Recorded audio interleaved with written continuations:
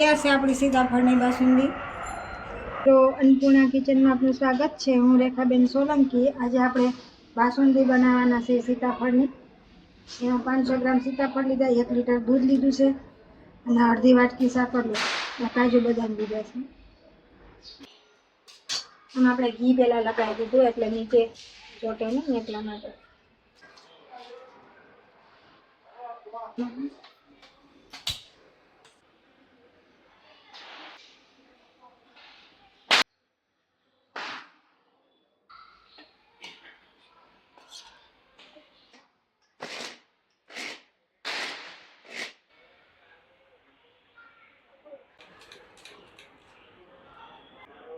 દૂધ આપણું મસ્ત અડધું થઈ ગયું છે। હવે લીટરમાંથી અડધો લીટર હવે આપણે આ પલ્પમાં નાખી દેવાનું।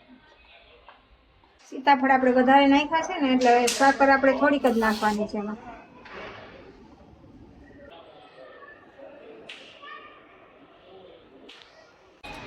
બાસુંદી આપણી તૈયાર થઈ ગઈ છે। આપણે વાસણમાં કાઢી લઈશું।